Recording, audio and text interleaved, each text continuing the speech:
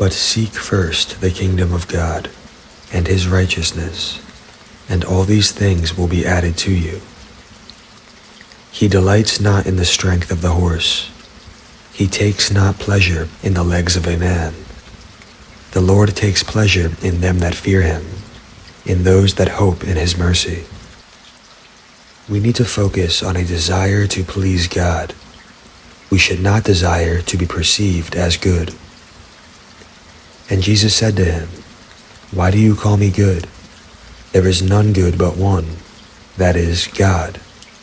But if you will enter into life, keep the commandments." When God gifts us with the knowledge and ability to make a difference and help others, we must focus on doing what we can in the present moment to do just that. We must not be tainted by a desire to be acknowledged by others for our work.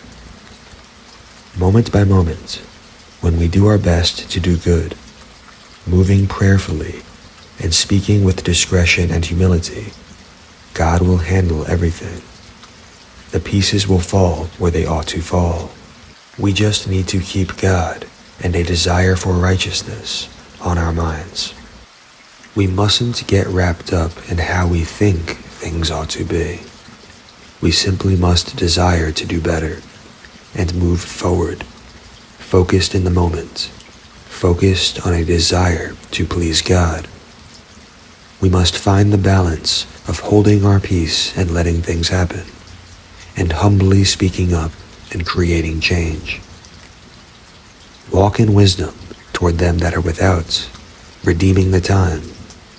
Let your speech always be with grace, seasoned with salt, that you may know how you ought to answer every man.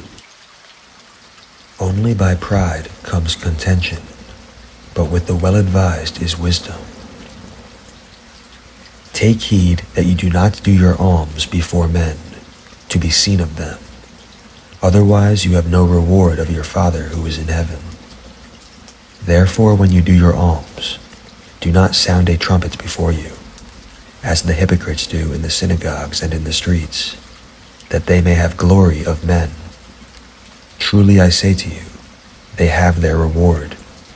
But when you do alms, let not your left hand know what your right hand does, that your alms may be in secret, and your Father who sees in secret himself will reward you openly.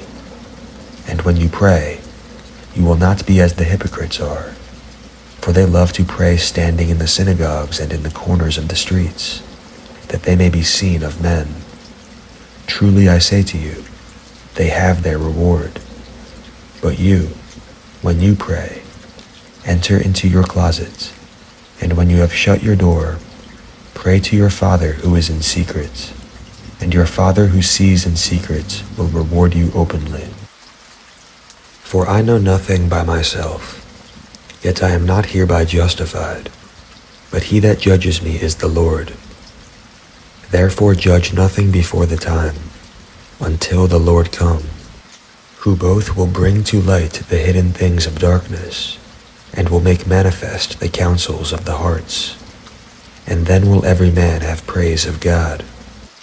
And these things, brethren, I have in a figure transferred to myself and to Apollos for your sakes, that you might learn in us not to think of men above that what is written, that no one of you be puffed up for one against another. For who makes you to differ from another? And what do you have that you did not receive? Now if you did receive it, why do you glory as if you have not received it? Hallelujah.